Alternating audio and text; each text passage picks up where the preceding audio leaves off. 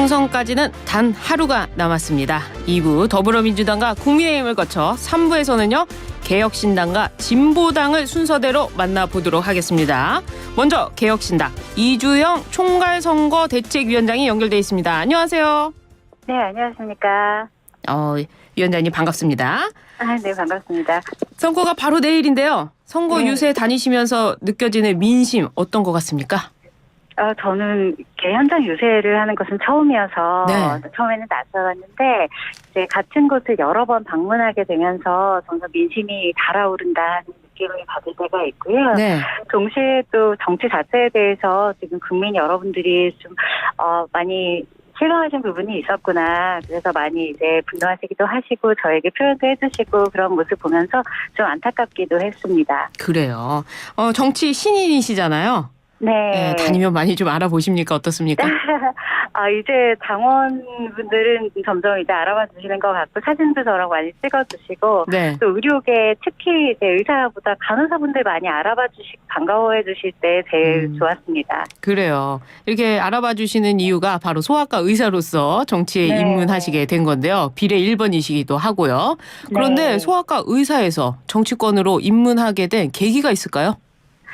사실 저는 이번 사태랑은 별개로 작년 말부터 진행된 응급의료법을 비롯해서 몇 가지 법과 제도 때문에 저희 팀이 와해되면서 더 이상 소아 응급을 할 수 없는 상황이 되었는데요. 그 이후로도 사실 제가 가장 잘하고 싶고 또 계속하고 싶은 것은 소아 의료였기 때문에 앞으로 내가 어떤 방식으로 이 일을 계속할 수 있을까 고민은 계속하고 있었어요. 그런데 우연히 제안이 왔고 어쩌면 진료 자체가 아니라 제도로서 어쩌면 희망을 볼 수도 있겠구나 하는 설득이 되어서 합류하게 되었습니다. 그럼 누가 설득을 했나요? 이준석 대표가 직접 설득을 했나요? 네, 이준석 대표도 연락이 왔었고요. 저희 은사님 통해서, 제 친구 통해서 이제 여러 방면으로 이제 여러 내용을 같이 들려주셔서, 마지막에는 제가 함께하게 됐습니다. 처음에는 비례 1번이 되는지도 모르고 합류를 하셨다는데요?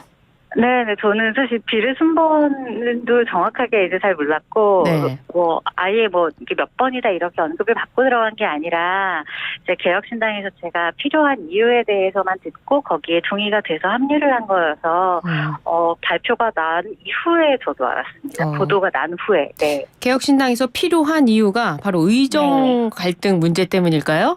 네, 아무래도 지금은 가장 시급한 현안이 그쪽이다 보니 아마 의료계 쪽의 문제가 우선될 것 같습니다. 어제 보건복지부 차관이 의대 증원 1년 유예안 내부 검토는 하겠다 발표를 했는데 대통령실 관계자는 그런 검토한 적이 없다 또 이렇게 나오고 있어요.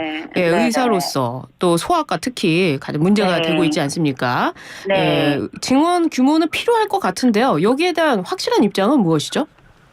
저도 그렇고 저희 당도 그렇고 확실한 입장은 지금 우리가 얼마를 늘리느냐가 중요한 게 아니라 왜 늘리느냐, 어떻게 늘릴 것이냐 하는 부분이 더 중요한데 거기에 대한 것이 현실성 있게 논의되지 않았고 분명한 근거가 없다는 것이 문제입니다. 그래서 그 근거가 분명히 있고 의료진들을 양성할 수 있는 그런 제도적인 혹은 그 외의 자재나 교수진이나 이런 것들이 충분히 구비가 된다면 그 필요에 맞게 증원을 논의할 수는 있겠으나 지금은 거기에 대한 논의가 전혀 없이 일방적으로 밀어붙인 것에 더해서 그 이후에 정부에서 발표하는 모든 이제 방안들이 계속 논란을 거듭하고 번복되고 하는 상황이다 보니 현장 의료진 입장에서는 그걸 쉽게 받아들이기가 어렵죠.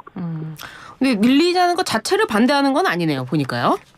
근거가 있다면 당연히 늘릴 수 있습니다만 그 근거 자체에 대한 논의가 부재했기 때문입니다. 그렇군요. 특히 이 소아과가 기피과 아닙니까? 이 기피과 문제 해결 어떻게 하면 될까요? 사실 제가 지원할 때만 해도 전혀 기피과가 아니었어요. 그래요? 당연히 인기 있는 과 중에 하나였고 저희도 실제로 경쟁해서 들어왔지만 사실 이렇게 된 것은 불과 한 5, 6년 정도에 급격하게 이렇게 기피과라는 이름까지 붙게 되었는데요. 당장 개인적으로 저만 해도 지금 사실 소아진료를 보면 더 좋겠습니다만 지금 이렇게 나오게 된 이유는 지금 모든 법과 제도들이 현장 의료진들을 일을 할래 할 수 없는 개인에게 과도한 책임을 지우거나 그 센터가 유지될 수 없게 하는 문제들이 있었기 때문에 저희 센터가 7명이었는데 네. 7명이 사실 결국 다 못 버텨서 나오게 된 거였거든요. 저희가 10년을 했던 팀인데요. 아, 그래요. 그래서 지금 그 10년 동안 일을 잘 해왔고 팀의 호흡을 잘 맞춰왔던 팀조차 못 버티고 나오는 시스템인데 여기에 대한 논의 없이 숫자만 늘린다고 해서 과연 그것이 얼마나 효율성 있게 진행될 수 있겠는가 하는 생각은 들어서 저는 법과 제도의 개정 그리고 현실성 있는 수가 시스템의 확립 이것이 가장 중요하고 생각하고 더 문제는 네. 지금 정부 측에서 전공의들이나 신규로 진입하는 바이탈과 의사들에 대해서 현장 의료진이 느끼기에는 뭔가 위험한 것들이 촘촘히 뿌려져 있다고 생각이 들어요. 예를 들자면 휴직이나 사직을 금지한다던가 모든 법적 책임을 현장에 있는 의료진이 지게 한다던가 하는 부분들일 텐데요. 그런 부분이 해결되지 않으면 사실 개인이 리스크를 지면서 그 영역으로 용감하게 뛰어들기는 현실적으로 어려운 부분이 있습니다. 아, 바이탈 그리고 이 기피과 이런 부분에 있어서 의사 개인에게 법적 책임을 묻는 것 이게 가장 큰 문제인 것 같네요. 네, 맞습니다. 그렇군요. 다시 개혁신당 이야기로 돌아와서요.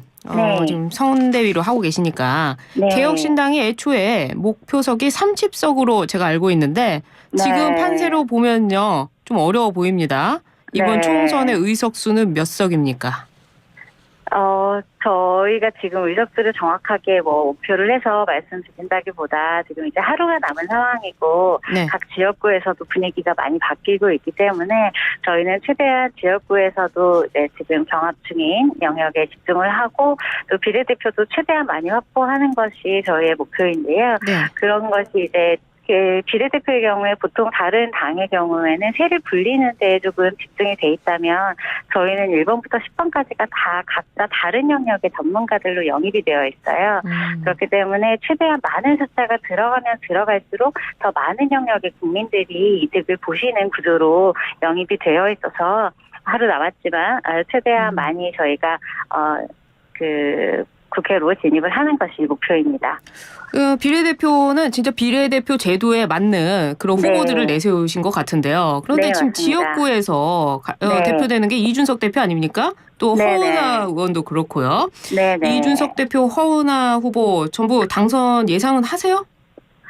저희는 당선이 가능하다고 생각하고 있고 마지막까지 언제든지 이제 뒤집을 수 있는 여지가 있고 지금 또 굉장히 이제 초접전인 지역도 있기 때문에 네. 저희는 충분히 희망적으로 보고 있는 지역들이 있고요. 특히 이제 동탄의 경우에는 저희가 가장 이제 중요하게 보고 있는 부분이 있고 또 이준석 대표도 있기 때문에 저희는 끝까지 이제 희망의 끈을 놓지 않고 아주 긍정적으로 전망하고 있습니다. 그래요.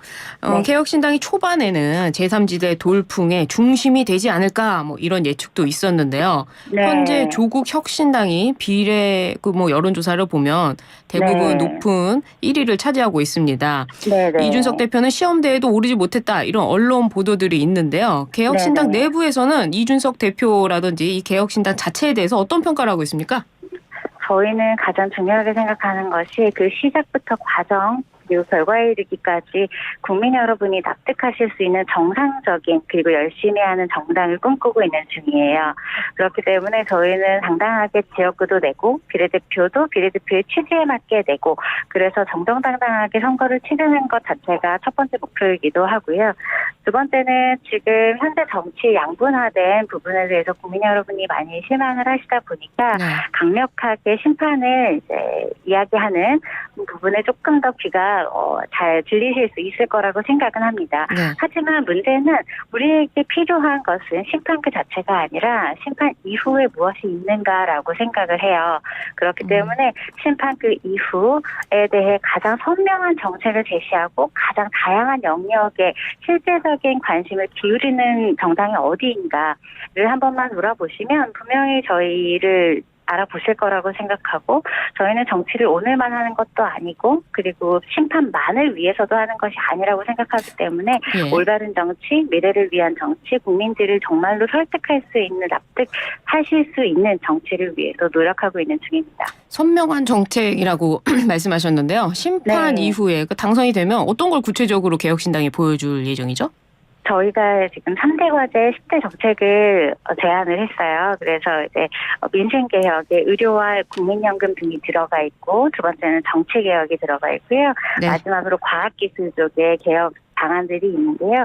각각의 안들은 각 전문가들의 의견을 취합해서 만든 거여서 네. 예를 들어 의료개혁의 경우에는 법적인 문제들을 해결한다던가 수가체계를 만드는 데 있어서 이것을 단순히 올려라 이렇게 말하는 것이 아니라 어떤 방식으로 네. 어떤 협의체를 통해서 어떤 구성으로 어느 수준까지 올리겠다는 것이 구체적으로 명시되어 있고요. 네, 오늘은 과학기술 시간이 없어서 네. 예, 여기까지 좀 듣도록 네. 하겠습니다. 좋은 말씀 감사합니다.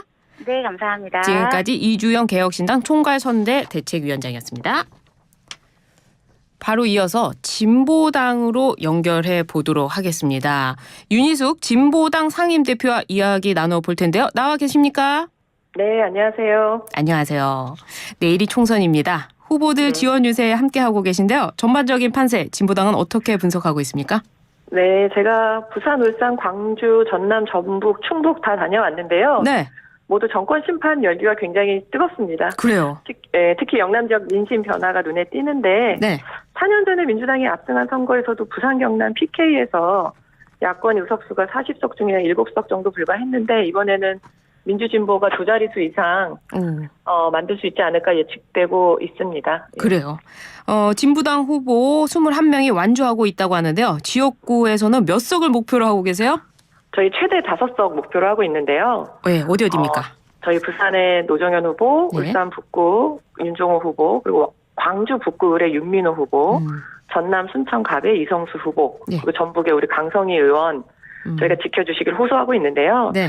광주, 전남, 전북은 대부분은 사실 민주당이 당선될 텐데 네. 그중에 한 석씩은 정권 심판에 최선돼서 싸운 진보당으로 만들어 주시라고 저희가 호소하고 있습니다. 아, 그렇군요. 최근에 그 부산 연재 노정현 후보 이변에 많이 관심들 가져주고 계시는데요. 네. 전남에 우리 순천, 광양, 곡성, 구례, 갑의 이성수 후보도 저희가 이변을 준비하고 있습니다. 마지막까지 관심 부탁드립니다. 이변이 되면은 이게 당선이 된다. 지금 이렇게 보시는 거죠? 아, 그렇습니다. 네. 예. 부산 연저구에서 정말 노정현 후보가 약진을 하고 있는데 이거 예상은 하셨습니까? 아, 사실 이 노정현 후보가 오랫동안 지역 활동 해왔기 때문에 네. 선전을 예상했는데요. 했어요. 그러나 이렇게까지 정권 심판 돌풍의 진원지가 될 정도로 파란을 일으킬 것까지는 예상을 못했어요. 그래서 그래요. 이 자리를 빌어서 우리 부산 연재 주민들께 예. 다시 한번 깊이 감사드리고요. 예. 부산 연제구가 평소에는 여론조사도 안 할 정도로 보수 텃밭 지역이어서 뭐 평소에는 관심이 없는 지역이라고 하더라고요. 그런데 네. 한편으로는 또 단 한 번도 연임을 허용한 적이 없는 지역입니다. 연제 주민들께서 전략적 투표를 하신다는 이야기인데요. 예. 이번에 제가 찾아갔을 때도 정말 너무 살기 힘들다. 그리고 정부가 너무 못한다 이런 말씀 많이 하셨어요. 그래요. 상인께서 코로나 때보다 더 힘들다고 말씀하셔서 그 한마디가 사실은 이런 보수 텃밭에서 진보당 돌풍이 일어난 이유를 잘 설명하고 있다고 봅니다. 아, 그래요. 이 연제구에서 기적 같은 일이 또 일어날 수도 있겠네요. 그런데 네. 울산 북구도 자신 있다고 하셨어요? 아, 울산 북구는 네. 저희 현대자동차 울산공장 노동자들이랑 그 협력업체 노동자들이 많이 밀집해서 살고 있는 지역입니다. 네. 전통적으로 진보정당 지지율이 꽤 나오고 있는 지역인데 북구 유권자 18만 명 정도 중에 5, 6만 명이 이 자동차 공장과 유관한 분들이에요. 예. 윤종호 후보가 그 현대자동차 출신으로 지방의원부터 구청장, 국회의원까지 다 역임했던 분이거든요. 예. 윤종호 후보에 대한 주민들의 지지가 상당합니다. 아, 그렇군요. 근데 이 울산 북구의 경우 단일화로 이상원 의원이 탈당하기도 하고요. 초반에 잡음이 좀 나오기도 했는데요. 그렇다면 지금 분위기가 좀 많이 달라진 건가요? 아, 일단은 사실 이상원 의원이 탈당하셔서 단일화 요구를 하셨는데 네. 그것은 윤종호 후보가 원칙적으로는 수용하지 않아도 되는 건데 대승적으로 결단해서 경선을 했잖아요. 예. 그거에 대해서 잘했다는 말씀 많이 해주시고 1대1 구도가 완성되니까 어부지리에 대한 걱정이 사라지시면서 바닥 민심이 많이 모이고 있습니다. 그렇군요. 이제 비례대표 좀 이야기를 해보도록 하겠습니다. 더불어민주당이 주도하는 야권 비례정당인 더불어민주연합에 합류를 하셨는데요. 민주당과 전략적 동맹을 맺었는데 사실 굉장히 고민이 많으셨을 것 같아요. 이 합류 결정한 배경이 어떤 겁니까? 네, 저희도 많이 고민했는데요. 네. 그런데 대통령이 자신의 배우자 비리 혐의에 대한 특검도 거부하고 또 자식 잃은 부모님들이 한겨울에 바닥에 엎드려서 우체 투지를 하시는데도 이태원 참사 특별법까지 거부하는 걸 보면서 네. 더 이상 안 되겠다는 판단을 했고 이 거부권 통치를 좀 중단시켜야 되겠다라는 데서 저희가 위기감을 좀 가지고 결단을 내렸습니다. 그렇군요. 그런 결단에 좀 비판의 목소리도 있어요. 정권 심판을 내세운 만큼 민주당 이중대 아니냐 이런 네. 비판의 목소리도 있는데요. 자, 네. 어떻습니까? 크게 세 가지 말씀드리고 싶은데요. 네. 첫 번째는 정권 심판은 민주당만의 요구가 아니라 국민이 바라는 민심입니다. 네. 정부 출범 이후에 지금까지 대체로 국정 지지도가 30%대 아닙니까? 네. 60% 이상의 국민들이 국정 운영을 잘못하고 있다고 말씀하시는데 네. 대통령은 국정 기조를 바꾸고 있지 않죠. 바꾸시라고 하면 입을 틀어막고 예. 두 번째는 더불어민주연합에는 저희가 연합정당을 만들었는데 그 이름이 더불어민주연합이죠. 네. 기존에 존재하던 정당들이 선거 시기에 잠시 연합한 것입니다. 정책 협약도 같이 동등하게 맺었기 때문에 네. 지난 총선에서의 위성정당과는 분명히 다르다라는 말씀 드리고 싶고요. 예. 세 번째로는 이 소수 정당에게 불리한 기울어진 운동장이 선거제도를 개선해야 된다고 생각합니다. 이번에 준연동형을 지키긴 했으나 예. 3% 봉쇄 조항이 있고 300석 중에 254석을 승자독식의 소선거구제로 정리하잖아요. 예. 그런 조건에서는 소수 정당이 국회에 진입할 수가 없고 그렇죠. 연동형 취지도 제대로 살릴 수가 없는데 예.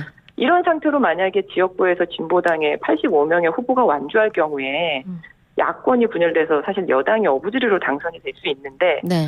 저희가 그것을 어떻게 그냥 두고 볼 수 있겠는가 부득이하게 야권 연대를 결정할 수밖에 없었고 그래서 이후에는 이중대 논란이 더 이상 일어나지 않도록 예. 22대 국회에서는 연합공천이나 이런 연합정치에 대한 제도적 개선이 좀 있어야 한다고 생각합니다. 지금은 어쩔 수 없이 분열하면 저쪽에 어부질이 되니까 뭉쳐있는 것이다. 전혀 그런 네. 것이 아니다. 이렇게 말씀해 주시네요. 네네. 그러면 이 더불어민주연합 총선 이후에는 갈라서게 되는 겁니까? 그렇죠. 더불어민주연합에서 저희가 공동 공약을 만들었는데요. 네. 그것은 함께 추진할 것이고 그 9개 거부권 법안부터 되살릴 예정이고요. 예. 총선 이후에도 민주주의와 민생을 지키기 위한 연대는 저는 당분간 계속될 수밖에 없겠다 생각을 합니다. 그리고 그 안에 당선자들은 이제 본래 당으로 돌아오는 것이고요. 네. 진보당은 진보당의 당선자들과 함께 22대 국회를 진보적 국회로 만들기 위해서 노력을 해 나갈 것입니다. 그래요. 알겠습니다. 그 총선 사전투표율 보셨을 텐데 굉장히 높아요. 진보당에게 유리하다고 생각하고 계세요? 사전투표율이 높은 지역이 네. 전남, 전북, 광주 순이잖아요. 예. 야권 지지세가 강한 곳이고 반면에 대구가 평균을 밑돌아서 정권 심판론이 우세한 거 아닌가라는 예상은 하고 있는데 네. 최근에 많은 전문가들이 사전투표가 자리를 잡고 투표의 편리성 때문에 분산투표 경향이 나타난 건지 네. 또 양측 지지층의 결집인지 좀 분분한 해석을 내놓고 있어서 저희도 예단하지 않고 마지막까지 한 명이라도 더 마음을 얻기 위해서 뛰고 있습니다. 그리고 이게 무엇보다도 높은 투표율이 나온 만큼 네. 윤석열 정권 심판 압도적으로 할 수 있게 정당 투표는 기호 3번 더불어민주연합에 부탁드린다는 말씀 하고 싶습니다. 네. 끝으로 이번 국회에서 어떤 역할을 해내고 싶으세요? 네, 많은 국민들께서 진보 정치하면 예전에 민주노동당 시절에 무상급식, 무상의료 얘기 많이 하시는데요. 네. 진보당은 무상 시리즈 그 다음 불평등과 기후위기에 대한 해법을 준비하고 있습니다. 그렇군요. 저희가 입법 1호로 사각지대 없는 전국민 4대 보험 추진할 것인데요. 네. 국민연금은 국가가 의무화한 사회보험인데 재정 지원도 없고 정작 보험이 필요한 분들이 국민연금의 혜택을 받고 있지 못하고 있거든요. 네. 건강보험처럼 국가재정을 투여해서 특수고용 노동자나 프리랜서, 예술인들도 보험을 들 수 있도록 하겠다는 것 준비하고 있습니다. 그렇습니다. 이런 새로운 네. 정책들로 저희가 국민들께 사랑받는 진보 정치를 복원하겠습니다. 네. 기대해 주십시오. 오늘은 여기까지 듣겠습니다. 감사합니다. 네.